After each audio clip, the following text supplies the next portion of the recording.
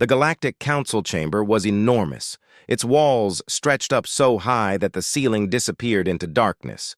Hundreds of alien species filled the curved rows of seats, their voices creating a constant noise that echoed through the massive space.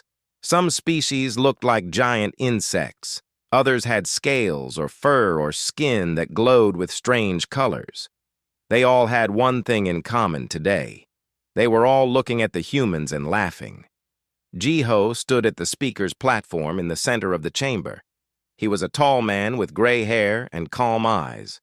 He wore a simple dark suit that looked plain compared to the colorful robes and armor that other ambassadors wore. Behind him stood Hana, a woman with sharp eyes who carried a data pad, and Minho, a quiet man in a military uniform who never seemed to smile. The laughter grew louder as a massive creature rose from its seat. Rathzek was the war chieftain of the Velkari, a species that looked like a cross between a mantis and a scorpion. He stood over 3 meters tall, and his exoskeleton was covered in scars from countless battles. When he spoke, his voice boomed through the chamber. "The humans speak of peace again," Rathzek said, his mandibles clicking with amusement. "They speak of diplomatic solutions while real warriors fight and die in the Outer Rim. Tell us, Ambassador Jiho, when will your species find courage? When will you stop hiding behind words?" More laughter erupted from the Velkari section. Other species joined in. The Thessians, tall beings with purple skin and large heads, smiled with superiority. They were telepaths who had conquered dozens of worlds through mental domination. They found humanity's reliance on spoken language primitive and amusing. Jiho waited for the laughter to die down. His face showed no emotion. The Galactic Council was founded on principles of peaceful cooperation. He said calmly, "Humanity believes in these principles. We will always choose diplomacy over violence when possible." "When possible," Rathzek mocked. "Which means always for your kind. 20 years you have been part of this council. 20 years of watching conflicts from safety while contributing nothing but empty words. You are soft-skinned pacifists who tremble at the thought of real combat." Hana's jaw tightened slightly, but she said nothing. Minho's expression remained completely neutral, though his eyes tracked every movement in the chamber. A smaller alien, one of the Quinn delegation, raised a tentacle. "The Velkari make a valid point, Ambassador. Your species has avoided every request for military assistance. You provide aid and medical supplies, but never warriors. Some of us wonder if you even have a military worth mentioning." "We have defense forces," Jiho replied. "Sufficient for our needs." This brought fresh laughter. The idea that humanity needed only minimal defenses was hilarious to species who spent half their resources on war fleets. The council session dragged on for hours.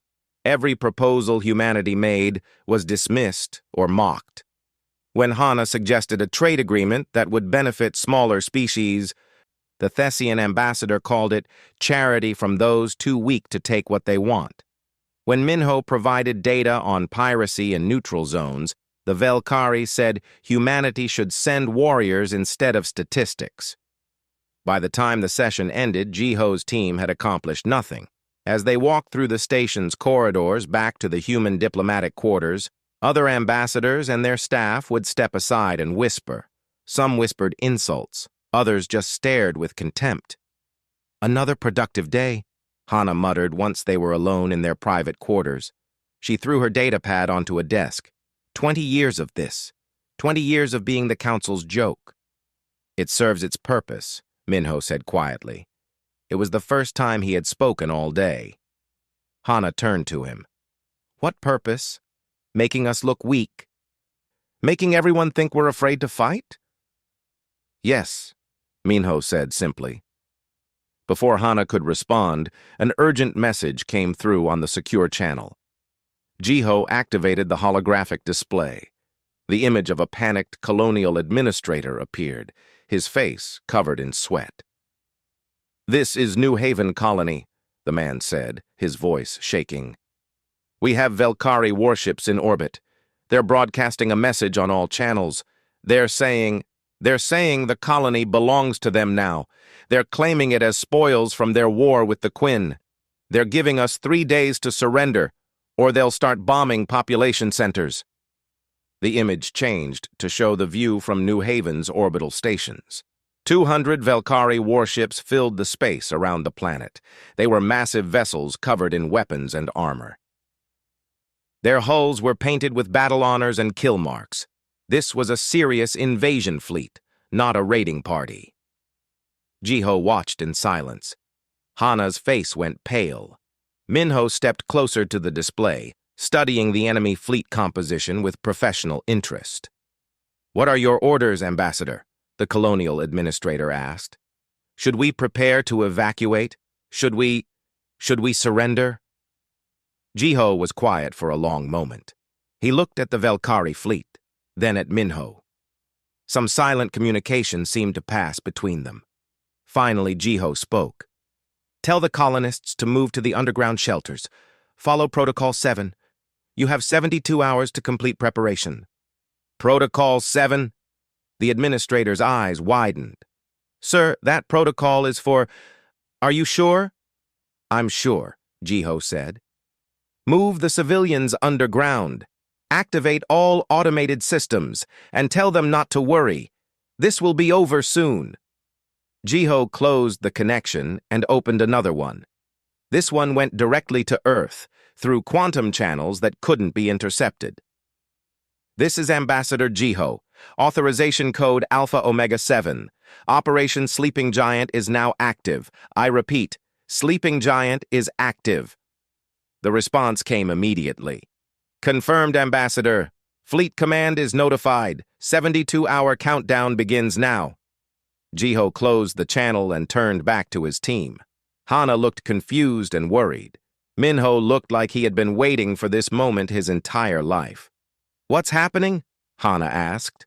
"What's Protocol 7? What's Operation Sleeping Giant?" "You're about to find out," Jiho said. "We need to return to the council chamber. Rath-Zek needs to receive humanity's official response." They walked back through the station. Other diplomats saw them and smirked, already having heard the news about New Haven. The weak humans were about to lose a colony. Everyone knew they would beg for help or surrender meekly. The council chamber was still in session when Jiho requested emergency speaking time. Rath-Zek was there, standing tall and proud. He had just finished announcing the Velkari claim on New Haven to the entire council. "Ah, the human returns," Rath-Zek said with amusement. "Come to plead for your colonists. Come to ask the council to protect you." Jiho walked to the speaker's platform. Every species in the chamber watched, expecting to see fear or desperation. Instead, they saw something that confused them. Jiho was smiling. It was a small smile, but it was there. "War Chieftain Rath-Zek," Jiho said clearly, his voice carrying through the chamber. "You have attacked a human colony without provocation. You have threatened innocent civilians. You have 3 days to withdraw your forces from New Haven space and return to your territory. This is your only warning." The chamber fell silent for exactly 3 seconds. Then the laughter began again, louder than before. Rath-Zek was laughing so hard his entire body shook. "Or what, human?" Rath-Zek managed to say between laughs. "What will your species of pacifists do? Send us strongly worded letters? File a complaint? Please, enlighten us with your empty threats." Jiho's smile didn't change. Behind him, Minho had started smiling too, which somehow looked more frightening than amusing. 72 hours, War Chieftain, Jiho repeated. "After that, you'll learn the answer to your question. You'll learn what humanity does when you threaten our people. You'll learn what we've been hiding behind our quiet words and patient diplomacy. You'll learn why we avoided your wars." "Because you're cowards," Rath-Zek said dismissively. "No," Minho spoke up, his voice cold and clear. "Because we were preparing." Jiho turned and walked out of the chamber, his team following. Behind them, the laughter continued. The species of the Galactic Council had no idea what was coming. They had never seen humanity fight. They had no idea what 20 years of watching, learning, and preparing had created. The countdown had begun. In 72 hours, the galaxy would see humanity's true face, and they would never laugh at humans again. Earth looked peaceful from space. The blue planet turned slowly beneath the stars, its surface covered with lights from thousands of cities. Ships moved in and out of orbit, carrying cargo and passengers like they did every day.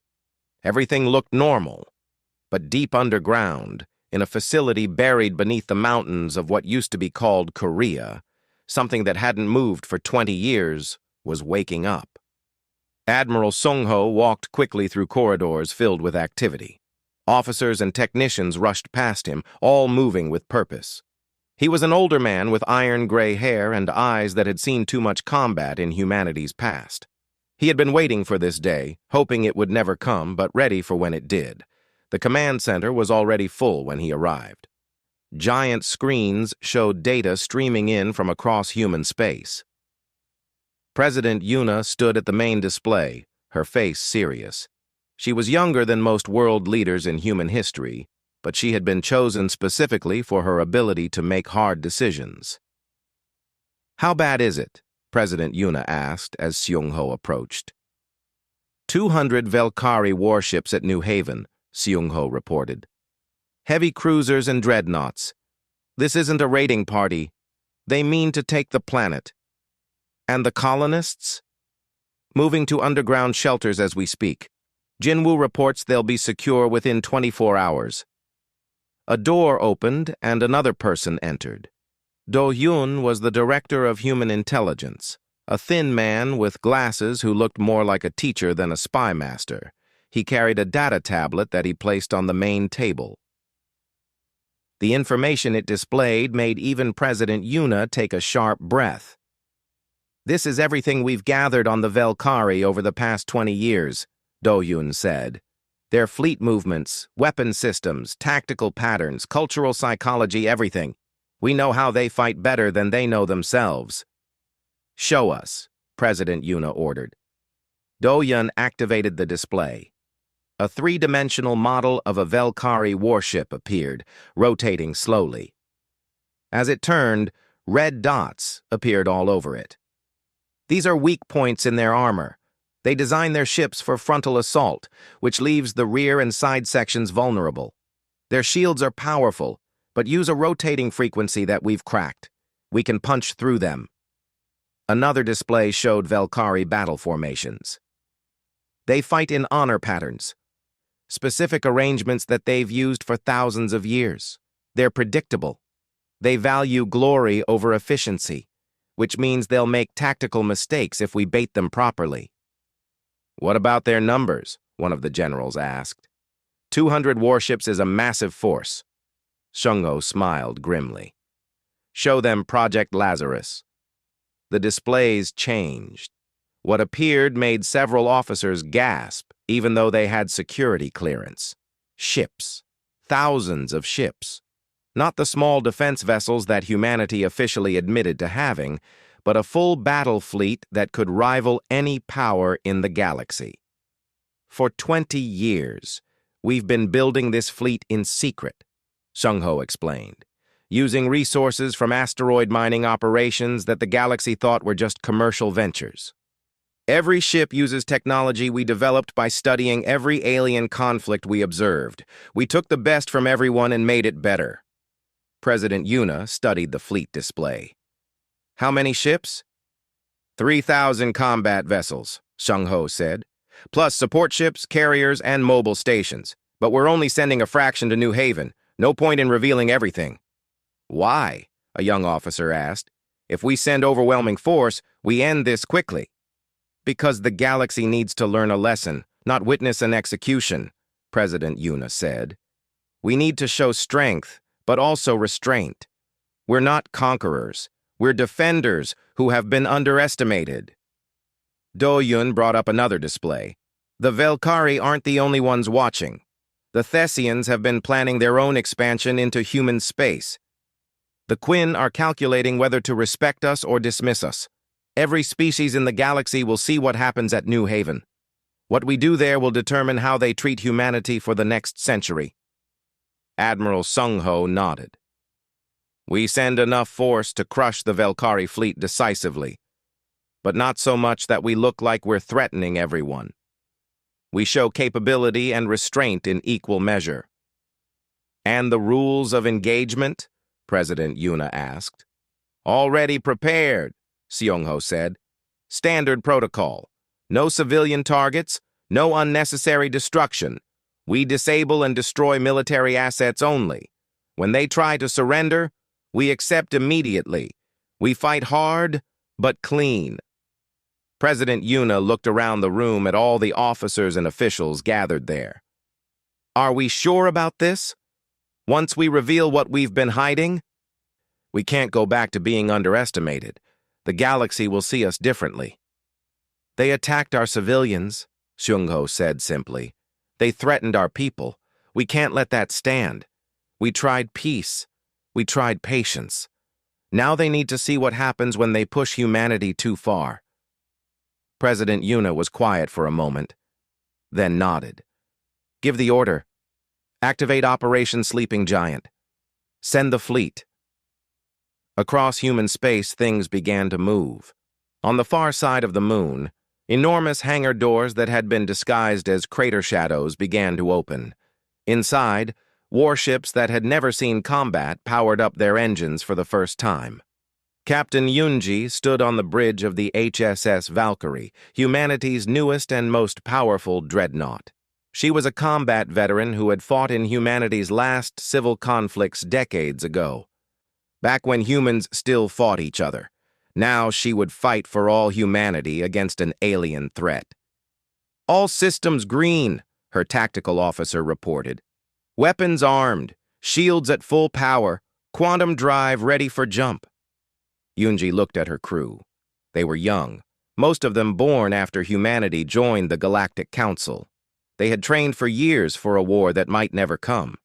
Now it was here, and she saw no fear in their eyes, only determination. Today, we show the galaxy who we really are, Yoonji said. Not the quiet diplomats they've been laughing at. Not the pacifists they think we are. We show them what humanity learned from 10,000 years of warfare on Earth. We show them what we've been preparing while they mocked us. She turned to her helmsman. Plot jump to New Haven. The rest of the fleet will follow our lead. It's time to wake up and remind the galaxy what humans can do. All across human space, similar scenes played out. Soldiers who had trained in secret received their orders. Pilots climbed into fighters that officially didn't exist. Marines checked weapons that used technology the galaxy had never seen. On New Haven itself, Colonial Administrator Jinwoo watched his people file into the underground shelters. These weren't emergency constructions. They had been built over years, disguised as mining facilities and storage complexes. They could house the entire colonial population for months if needed. Sir, all civilians are secured, his assistant reported. Automated defense systems are activating. Jinwoo looked up at the sky. He couldn't see the Velkari fleet from ground level. But he knew they were up there, confident in their superiority, preparing to bomb his world if he didn't surrender. Activate Protocol 7, Jinwoo ordered. Across the planet's surface, things that looked like mining equipment began to transform. Drilling rigs revealed themselves as missile batteries. Ore processors opened to show advanced sensor arrays. What the Velkari thought was a defenseless colony was actually a fortress that had been hiding in plain sight. But the real surprise was still on its way. In quantum space, invisible to normal sensors, the human fleet was jumping toward New Haven. Ships that could cross the distance in hours rather than weeks. Technology that humanity had developed while everyone thought they were just peaceful traders. Back on Earth, Do-Yun briefed President Yuna on the psychological aspects of their strategy. The Velkari respect strength, but they've never faced an enemy who was both stronger and more restrained than them. When we defeat them but don't destroy them, it will confuse their entire worldview. Good, President Yuna said. Let them be confused. Let the whole galaxy be confused. We're not playing by the rules they expect. We're not the weak prey or the genocidal conquerors. We're something they haven't encountered before. Admiral Seung-ho received confirmation that all fleet elements were in position. Madam President, the fleet reports ready. Captain Yoonji requests permission to drop out of quantum space at New Haven. President Yuna took a deep breath. This was the moment. Once she gave this order, humanity's secret was revealed. The galaxy would never see them the same way again. But the Velkari had forced this choice. They had threatened human families. They had attacked human children.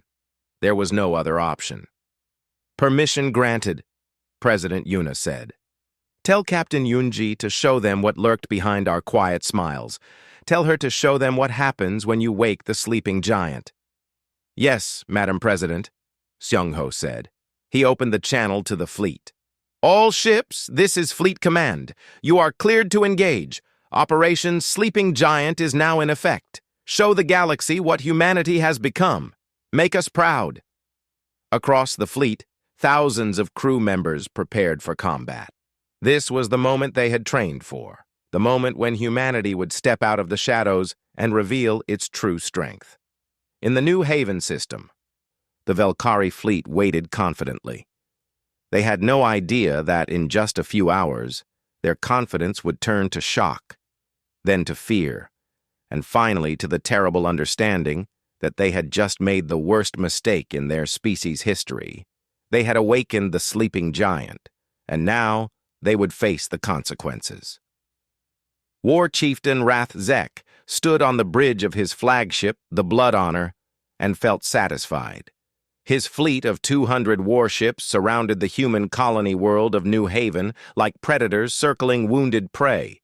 The countdown had reached its final hour. The humans had not responded to his demands. They had not begged for mercy. They had simply remained silent. That silence would end soon with screaming. All ships report ready for bombardment, his weapons master announced.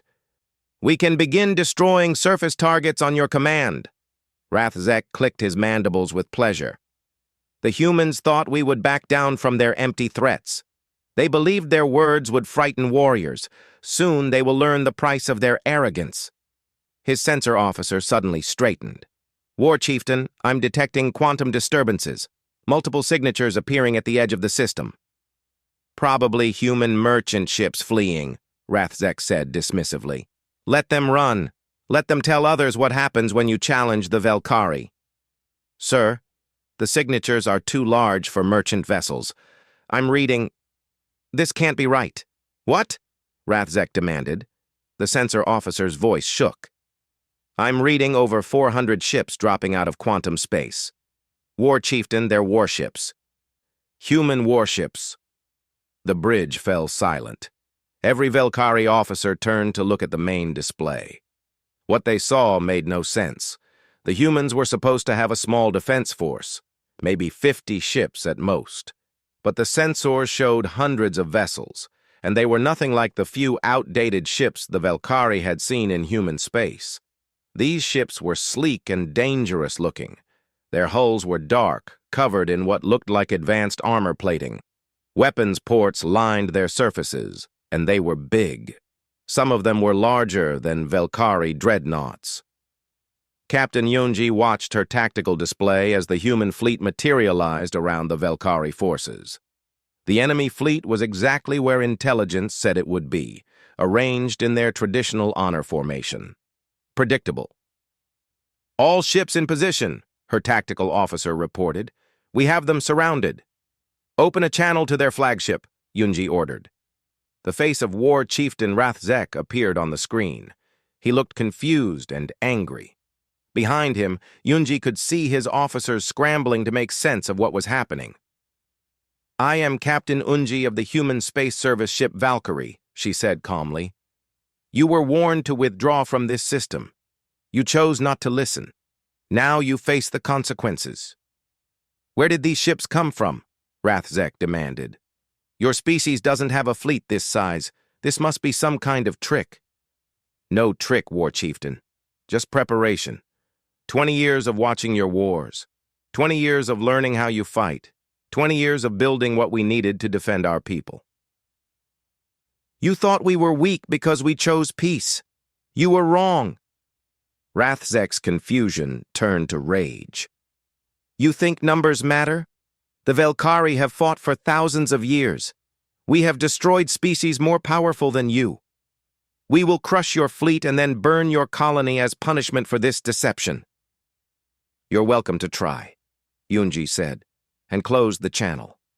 She turned to her crew. All ships, execute Battle Plan Hammer.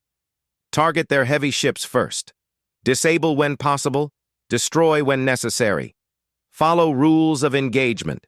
Show them what happens when they threaten our families. The battle began. The Velkari fleet moved into their attack formation, a pattern they had used for centuries. It was designed to concentrate firepower while protecting their flagships. It worked perfectly against other species who fought in predictable ways. But humans didn't fight in predictable ways. The human fleet split into smaller groups that moved with impossible coordination. Some dove under the Velkari formation. Others came from above. A few stayed back, their weapons charging. The Velkari tried to reform, but the humans were too fast. The first human weapons fired. They weren't energy beams like most species used. They were solid projectiles, moving at a significant portion of light speed. Railgun rounds that punched through Velkari shields like they weren't there. A Velkari heavy cruiser exploded as a railgun round tore through its engine section. Another ship went dark as an electromagnetic pulse weapon overloaded all its systems at once. A third tried to fire back, but human point defense systems destroyed the incoming shots before they could reach their targets. Impossible! Rathzek breathed, watching his ships take damage. Our shield should stop those weapons. How are they penetrating? His science officer stared at his instruments. They're using quantum frequency modulation. They know our shield harmonics. They must have been studying our technology for years. War Chieftain, they know everything about how we fight. On the HSS Nemesis, Commander Sora smiled as her weapons tore through another Velkari ship. This was what they had trained for. Every simulation, every war game, every tactical study had prepared them for this moment. Target their command ship, Sora ordered. Let's show their war chieftain what human technology can really do. The Nemesis moved like a dancer, avoiding incoming fire while its weapons stayed locked on target. It fired a new type of missile that the Velkari had never seen. The missiles phased in and out of normal space, passing through shields before rematerializing inside enemy armor and detonating. 3 Velkari ships protecting the Blood Honor disappeared in silent explosions. In the fighter bays of the HSS Valkyrie, pilot Tai Yang launched with his squadron. Human fighters were small and fast, designed for the kind of combat that capital ships couldn't manage. They dove into the battlefield like hawks among pigeons. Follow my lead, Tai Yang called to his squadron. We're going to use the asteroid field. The Velkari had positioned their fleet near an asteroid belt, thinking it gave them a defensive advantage. They were wrong. Human fighters wove through the asteroids at speeds that seemed suicidal, using gravity assists and precision flying that no other species attempted. Velkari fighters tried to follow.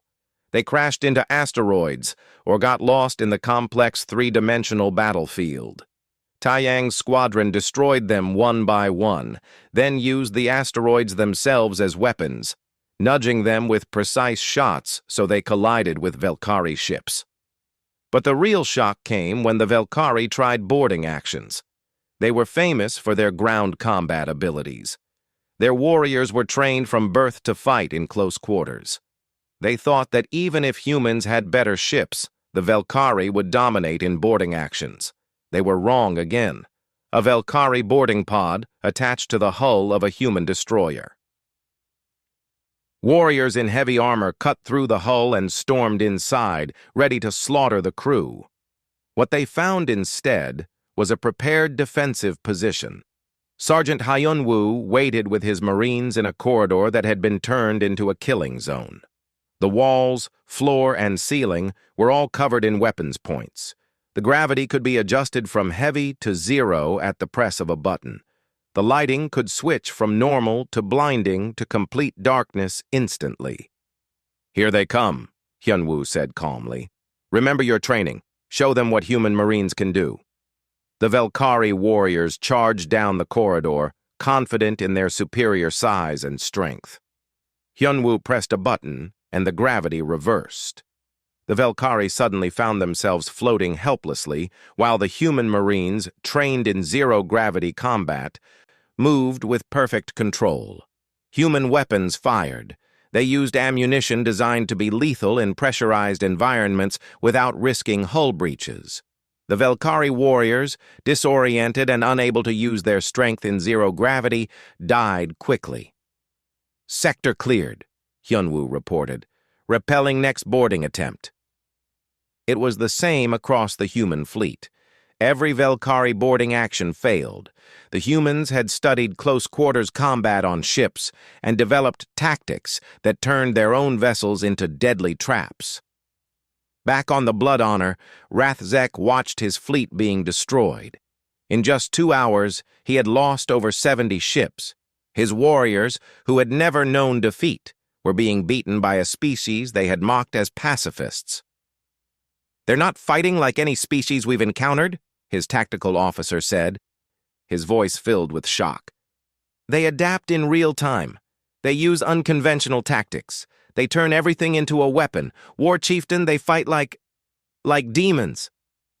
"They're just humans," Rathzek said, but his voice lacked confidence. He watched another of his ships explode on the display. "They're supposed to be weak." Captain Yunji opened a channel again. Her face appeared on every Velkari ship's display. "War Chieftain Rathzek, you've lost 73 ships. We've lost none. Your boarding actions have all failed. Your weapons can't penetrate our defenses. Your tactics are useless against our strategy. This battle is over. Surrender now, and your remaining crews will be treated according to the laws of war. Continue fighting, and we will destroy every single one of your ships." Rathzek wanted to refuse. Every instinct told him to fight to the death. But he was also a practical warrior. He had never seen such a one-sided battle. The humans weren't just winning, they were dominating in every possible way. "How?" he asked, his pride broken. "How did you become so powerful? Where did you learn to fight like this?" Yunji's expression softened slightly. "We learned from ourselves, War Chieftain. Before we unified, humans fought each other for 10,000 years. We know every form of warfare because we invented most of them. We studied your conflicts not because we were afraid, but because we were preparing. We hoped we'd never need to use what we built. But you attacked our people, you threatened our families, you left us no choice." She paused, then continued. "You mistook our patience for weakness. You confused our desire for peace with an inability to wage war. That was your mistake. Now, what is your answer? Surrender or destruction?" Rathzek looked at his remaining ships. He looked at his officers, their confidence completely shattered. He thought about the warriors who had already died because he underestimated these humans. "The Velkari fleet surrenders," he said, his voice heavy with defeat. "Wise choice," Yunji said. "Power down your weapons. Our ships will escort you to a holding area. You and your crews will be treated well. We're not like you, War Chieftain. We don't take pleasure in unnecessary killing." As the Velkari ships powered down their weapons, news of the battle spread across the galaxy at light speed. Every species that had laughed at humanity watched the recordings with growing horror. The humans hadn't just won, they had dominated, and they had done it while following strict rules of engagement, showing both overwhelming power and remarkable restraint. The sleeping giant had awakened, and the galaxy would never be the same. The news of the Battle of New Haven spread through the galaxy faster than light-speed communication. Within hours, every species in the Galactic Council knew what had happened. The humans, the quiet diplomats everyone had mocked, had destroyed a Velkari fleet without losing a single ship. The recordings were watched billions of times. Military analysts from dozens of species tried to understand what they had witnessed. In the Thessian Empire's capital, High Chancellor Vexrin watched the battle recordings for the 5th time. The Thessians were telepaths who had conquered their enemies through mental domination. They had always seen humans as primitive because they couldn't read human thoughts easily. Now Vexrin understood why humans seemed mentally closed. They had been hiding something far more dangerous than telepathic abilities. "Recalculate our invasion plans for human space," Vexrin ordered his military staff. "Mark them as extreme threat. We will not approach human territory without explicit peaceful intentions." Similar conversations happened across the galaxy. Species that had been planning expansion into human space quietly canceled those plans. Pirates who had been raiding near human borders suddenly found somewhere else to operate. The galaxy was learning a lesson about underestimating quiet neighbors, but humanity wasn't finished teaching. Admiral Seung-ho stood before the Galactic Council 3 days after the battle. The council chamber was packed. Every species wanted to hear what humanity would say. Ambassador Jiho stood beside him, along with Hana and Minho. But this time, Minho wore his full military uniform with rank insignia that showed he was actually a general, not just a liaison. The room was completely silent. No one laughed. No one mocked. Every species watched the humans with new eyes. Eyes that held respect, fear, and uncertainty. "Members of the Galactic Council," Seung-ho began, his voice calm and clear. "3 days ago, the Velkari Empire attacked a human colony world without provocation. They threatened to bomb civilian population centers. They gave us 3 days to surrender our people and our territory." He paused, letting that sink in. "We responded by defending our colony. The Velkari fleet of 200 warships engaged our forces. They lost 73 ships before surrendering. We lost none. Their surviving crews are being held in comfortable conditions and are being treated according to the strictest laws of warfare." A murmur ran through the council. The Velkari delegation sat in stunned silence. They had expected humanity to gloat about their victory. Instead, the humans were being matter-of-fact about it. "However," Seung-ho continued, and his voice grew harder, "the attack on New Haven was not just an attack on one colony. It was an attack on all of humanity. It was an attempt to take human territory through force. It was a threat against human families and children. This cannot stand without response." Ambassador Jiho stepped forward. "The Velkari Empire has military bases, staging areas, and weapons platforms along our shared border. These facilities have been used to launch raids against multiple species, not just humans. They represent a continuing threat. Therefore, humanity is conducting military operations to remove this threat." The council erupted. Species began shouting questions. The Velkari delegation jumped to their feet in protest. But Admiral Seung-ho simply activated a holographic display that showed the space along the human Velkari border. Red dots marked Velkari military facilities. As the council watched, those red dots began turning blue one by one. "What you're seeing is happening right now," Seung-ho explained. "Human fleets are conducting precision strikes against Velkari military targets. We are not attacking civilian centers. We are not bombing cities. We are systematically dismantling their ability to threaten our borders or anyone else's borders."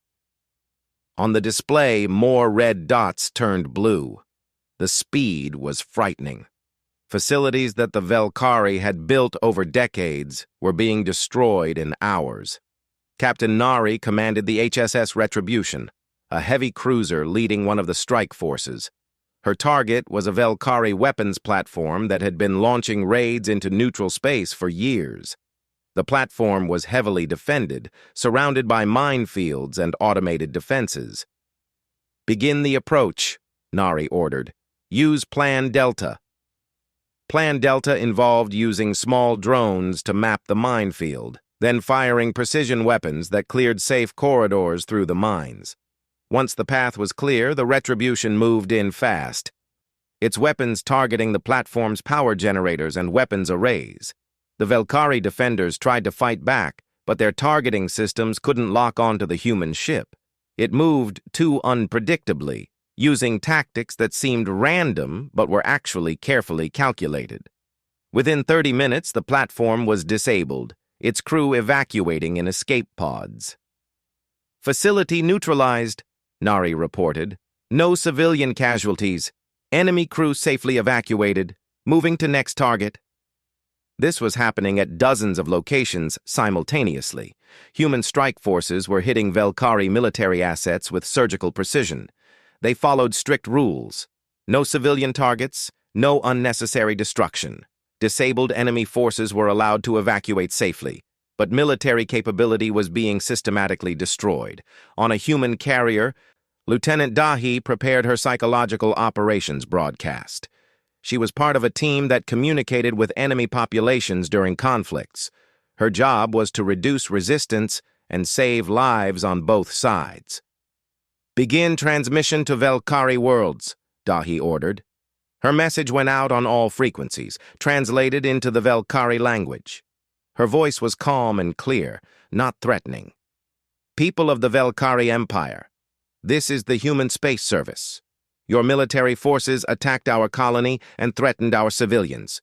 We have responded by defending our people and removing military threats along our border. We are not attacking your homes. We are not targeting your families. We are fighting your military, not your species." She paused, letting that be understood. "Your government started this conflict. Your warriors chose to attack us, but this can end peacefully. We don't want to destroy your empire. We want security for our people. Pressure your leaders to negotiate. Choose peace. We're offering you dignity and surrender, which is more than your leaders offered our colonists." The broadcast was repeated on loop, going out to every Velkari world. Similar messages were being sent in a dozen languages to different species, explaining humanity's actions and offering peaceful resolution. The Velkari leadership was in chaos. War Chieftain Rathzek, now returned to his homeworld in disgrace, stood before the Velkari High Command. The military leaders were arguing about what to do. "We must fight," one commander insisted. "We cannot surrender to these humans. It would shame us forever." "They're destroying our military," another argued. "Every base, every platform, every staging area. They're doing in days what would take us months. And they're not even trying to occupy territory. They're just removing our ability to fight." Rathzek spoke up, his voice bitter but honest. "I fought them. I saw what they can do. They're not like other species. They don't fight for glory or conquest. They fight with purpose. Every action is calculated. Every shot has a reason. They could destroy our worlds if they wanted to, but they're choosing not to. They're showing mercy while demonstrating power." "Mercy is weakness," the first commander said. "No," Rathzek said firmly. "Mercy from a position of overwhelming strength is the most frightening thing I've ever seen. It means they're in complete control. It means they could annihilate us but are choosing not to." "How do you fight an enemy who defeats you and then offers you dignity?" The High Command fell silent. They had no answer. Meanwhile, other species in the galaxy were learning similar lessons. The Thessian Empire, which had been quietly planning expansion, sent urgent diplomatic messages to Earth requesting meetings. The Quinn, who had dismissed humanity as irrelevant, suddenly wanted trade agreements and mutual defense pacts. Smaller species that had been bullied by larger powers started looking at humanity with hope. If the humans could defeat the Velkari while following strict moral rules, maybe there was a better way to handle galactic politics. On Earth, President Yuna met with her advisors. "The military campaign is going well," Admiral Sungho reported. "We'll have full border security within a week. Velkari military capability will be reduced by over 70%. "And civilian casualties?" President Yuna asked. "Minimal," Do-hyun confirmed. "Our rules of engagement are being followed strictly. We've actually evacuated some civilian areas that were too close to military targets before striking them. The Velkari population is seeing that we keep our word about not targeting non-combatants." President Yuna nodded. "Good. That's important.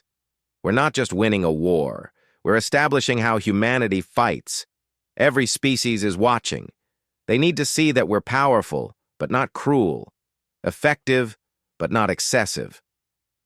Some of our own military leaders want to push further," Seung-ho admitted. "They argue we should occupy Velkari territory to ensure they never threaten us again." "No," President Yuna said firmly. "We're not conquerors. We remove the threat, we establish security, and then we offer peace. The goal isn't to destroy the Velkari. The goal is to make sure they and everyone else understand that attacking humanity has consequences, but those consequences are measured and just." Back at the Galactic Council, Ambassador Jiho prepared to make another statement. The military operations had been ongoing for 5 days. Velkari military capability was nearly gone. It was time to offer peace. Before he could speak, the Velkari delegation stood. Their leader, an elder statesman named Kresh, looked old and tired. "Ambassador Jiho, the Velkari High Command has authorized me to discuss peace terms. We recognize that continued resistance is futile. We ask for negotiations." Jiho nodded. "Humanity is willing to discuss peace. Our terms are simple: full withdrawal from the New Haven system and all other human territory, demilitarization of the border zones, reparations to the colonists who were threatened, and participation in a joint peacekeeping force to ensure future stability." "Those terms are surprisingly reasonable," Kresh said, sounding confused. "We're not interested in revenge," Jiho explained. "We're interested in security and peace. You attacked us. We defended ourselves. We removed your ability to attack us again. Now we can move forward. Unless you prefer continued conflict?" "No," Kresh said quickly. "No, we will accept these terms. The Velkari Empire agrees to peace negotiations." The council chamber remained silent as the two delegations shook hands. The war was over. Humanity had won decisively, but instead of conquest or destruction, they offered measured peace.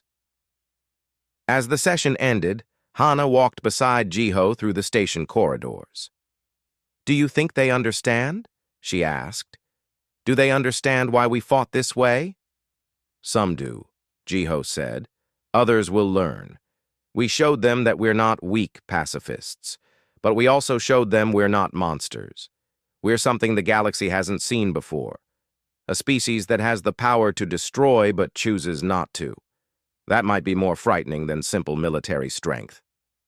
Minho, walking behind them, smiled slightly. "Fear and respect. That's a better foundation than fear alone." The galaxy was learning about humanity. Not just about their military power, but about their philosophy. The sleeping giant had awakened, shown its strength, and then offered peace. And that combination would change everything. 3 months had passed since the Battle of New Haven. The Galactic Council chamber looked the same as always, but everything about how it functioned had changed. The human delegation no longer sat in the back rows where newcomers and minor species were placed.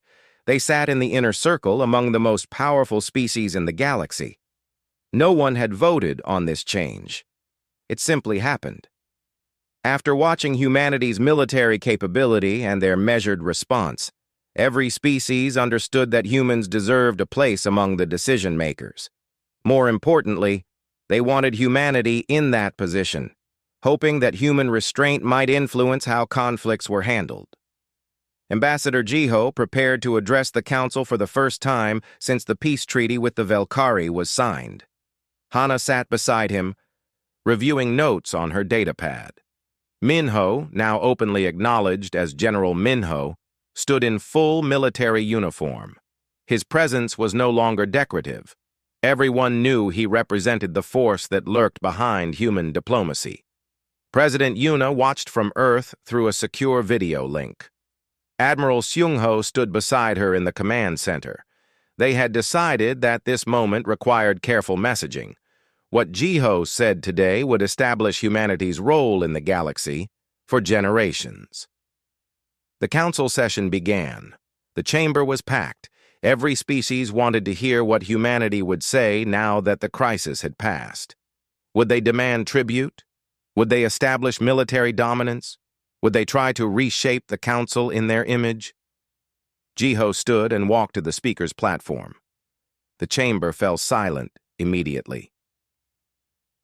The days of laughter and mockery were long gone. Now there was only attention and respect. Members of the Galactic Council, Jiho began, his voice carrying through the enormous space. 3 months ago, the Velkari Empire attacked New Haven Colony. They threatened our people. They demanded our surrender. They believed we were weak because we pursued peace. Many of you shared that belief. Many of you laughed when we warned them to withdraw. He paused, looking around the chamber. You were wrong. We weren't weak. We were patient. We weren't afraid. We were prepared. For 20 years, while you fought your wars and pursued your conquests, humanity watched and learned. We studied every conflict. We analyzed every weapon system. We prepared for the day when someone would mistake our love of peace for inability to wage war. A Thessian council member raised a hand. Ambassador Jiho, your species has demonstrated remarkable military capability. The entire galaxy recognizes this now. But what we don't understand is why you hid this capability. Why let us think you were weak? Jiho smiled slightly. Because we hoped we'd never need to reveal it. Every species here knows the cost of war, but humanity knows it differently. We didn't fight wars between different species. We fought wars between ourselves. For 10,000 years, humans killed other humans over territory, resources, religion, ideology, and sometimes just because we could. We nearly destroyed our own planet multiple times. He let that sink in. When we finally unified Earth under one government, it wasn't because we ran out of reasons to fight. It was because we finally understood the true cost of warfare. We learned that winning battles doesn't make you strong. Choosing when to fight makes you wise. We came to the stars hoping to find a better way, a peaceful way. We genuinely wanted the Galactic Council's vision of cooperation to work. Hana stood and joined him at the platform. But we're not naive, she said. We knew that hoping for peace wasn't enough. We had to be ready if peace failed. So while we negotiated and traded and made friends, we also built defenses. We created weapons. We trained soldiers. We prepared for the worst while hoping for the best. A Quinn representative spoke up. And now that you've revealed your strength, what do you intend to do with it? Will you use it to dominate the council? Will you force your ways on other species? General Minho stepped forward. No. Humanity has no interest in domination. We don't want to rule over other species. We don't want to force our culture or values on anyone. What we want is exactly what we've always wanted. Security for our people, freedom to explore and grow, and a galaxy where conflicts are resolved through negotiation rather than violence. But when negotiation fails, another council member asked. When violence is the only answer. Then we respond, Minho said simply. But we respond with purpose, not rage. With precision, not excess. You saw this during the conflict with the Velkari. We destroyed military targets. We disabled warships. We removed threats. But we didn't bomb cities. We didn't target civilians. We didn't take revenge. We fought with the minimum force necessary to achieve security. A Velkari delegate stood. It was Kresh, the elder statesman who had negotiated the peace. "I can confirm this," he said quietly. "During the conflict, human forces disabled our military facilities along the border. They could have destroyed our worlds. They could have occupied our territory. Instead, they offered us peace terms that preserved our dignity while ensuring human security. This is not how wars are typically fought in the galaxy." Jiho nodded to Kresh, acknowledging the comment. "War Chieftain Rathzek asked me during the battle how humanity became so powerful. The answer is simple. We learned from our mistakes. 10,000 years of warfare taught us many lessons. We learned how to fight effectively. But more importantly, we learned when to fight, why to fight, and when to stop fighting." Admiral Sungho's voice came through the Council's speakers, transmitted from Earth. "If I may add to Ambassador Jiho's statement, humanity has revealed a portion of our military capability, not all of it, not even most of it. We have systems and weapons that remain classified. We have strategies that haven't been shown. This isn't a threat. It's a simple fact. We prepared for every possible scenario, including scenarios we hope never occur." The chamber stirred. Species whispered to each other. The implication was clear. What humanity had shown was impressive. What they might still be hiding was frightening. "Why tell us this?" a Thessian asked. "Why warn us that you have more hidden capabilities?" "Transparency," President Yuna said, her image appearing on the main display. "We're telling you because we want you to understand our position. We don't want to conquer you, but we also won't allow ourselves to be victims. We're powerful enough to defend ourselves absolutely. We're wise enough to use that power carefully. And we're honest enough to tell you this directly rather than let you discover it through conflict." She paused, then continued.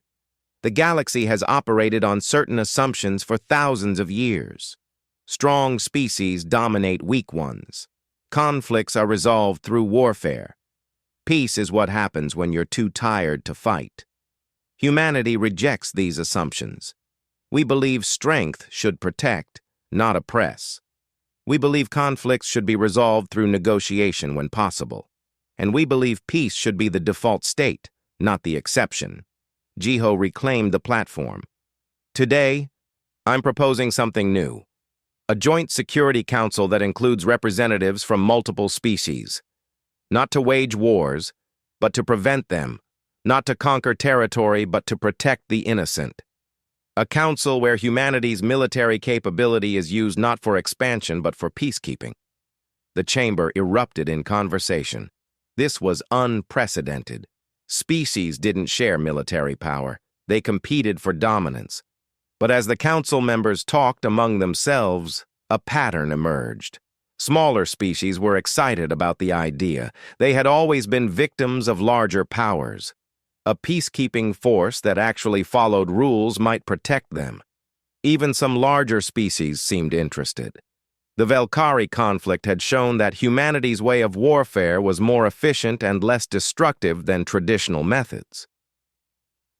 Over the next 2 hours, Jiho and his team fielded questions and explained the proposal. It would take time to establish. Trust would need to be built. Rules would need to be written. But the foundation was being laid for a new approach to galactic security. As the session ended, Jiho, Hannah, and Minho walked back to their quarters. The station corridors were different now. Other species nodded respectfully as they passed. Some even smiled. The change in attitude was remarkable. "Do you think it will work?" Hannah asked. "This new Security Council idea?" "It has to," Jiho said. "The alternative is returning to the old way.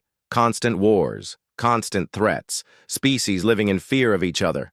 We've shown there's a better path. Now we need to convince others to walk it with us." They reached the viewing area that looked out at Earth. The blue planet hung in space, peaceful and beautiful. It was hard to believe that such a tranquil world had produced a species capable of such effective warfare. Minho stood beside them, looking at Earth. You know what's ironic? We became effective warriors specifically because we wanted to stop being warriors. We studied warfare so extensively because we were traumatized by it. Every weapon system we developed came from asking, how do we end conflicts quickly with minimum casualties? Every tactic we created aimed to discourage future conflicts. The galaxy doesn't understand that yet, Hana said.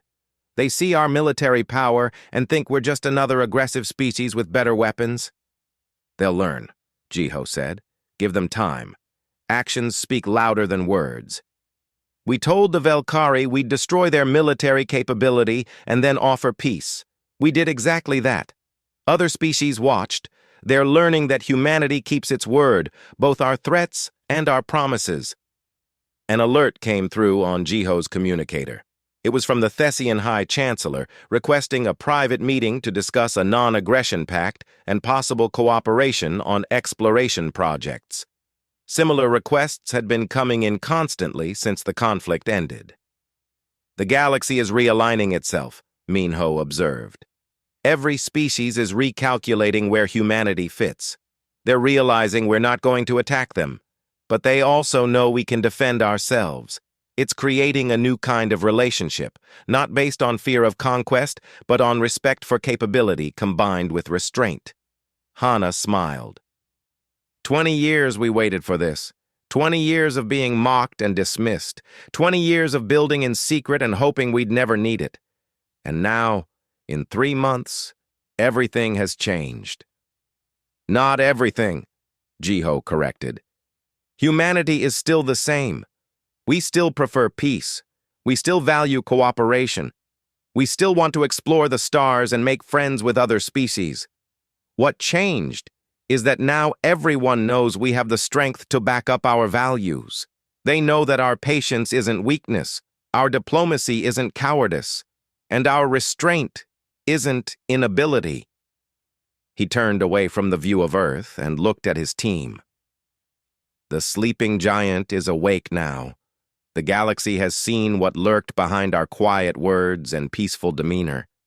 They've learned that humanity is something new in the galaxy, not conquerors or victims. Not aggressive or passive, but something balanced, something that understands both peace and war and chooses peace from a position of strength. What happens next? Hana asked. We continue being who we are, Jiho said. We negotiate, we trade, we explore, we make friends. But now, when we speak, others listen. When we warn, others pay attention. When we offer peace, others know it comes from wisdom, not weakness. We've established humanity's place in the galaxy, not through conquest or intimidation, but through demonstrated capability and measured response. Minho added quietly, and if anyone forgets the lesson, if someone else decides to test humanity's resolve? Jiho's expression became serious. Then we remind them, gently if possible, firmly if necessary, the sleeping giant is awake and it won't go back to sleep. But it doesn't need to roar constantly. Sometimes a quiet presence is more effective than loud threats. Let our reputation do the work. Let the memory of New Haven keep the peace. They stood together, looking out at the stars. Somewhere in that vast darkness were thousands of species, billions of beings, all learning to see humanity in a new way. The quiet diplomats had become respected warriors. The patient negotiators had revealed their strength, and the galaxy would never make the mistake of underestimating humans again. The message was clear. Humanity wanted peace. Humanity valued cooperation. Humanity preferred negotiation to warfare. But behind those peaceful intentions stood the capability to defend themselves absolutely. Behind the patient diplomacy lurked a military force that could defeat any threat. Behind the calm words waited a species that had learned from 10,000 years of warfare how to fight more effectively than anyone in the galaxy. The sleeping giant was awake. And the galaxy was better for it. Because humanity didn't use their power to conquer. They used it to protect. They didn't seek dominance. They sought security. They didn't want to rule over others. They wanted to live in peace while ensuring no one could threaten that peace. It was a new era for the Galactic Council, an era where strength and wisdom walked together, where military capability and moral restraint were equal partners, where the most powerful military force belonged to the species most reluctant to use it. And that, perhaps, was the most frightening and most hopeful truth the galaxy had learned. Humanity was powerful enough to destroy them all, but wise enough not to. That combination of ability and restraint would shape galactic politics for centuries to come. The quiet humans were quiet no more, but they were still human, still hopeful, still preferring peace, just no longer willing to be victims in the name of that peace. They had shown the galaxy what lurked behind their patient smiles, and the galaxy would never forget.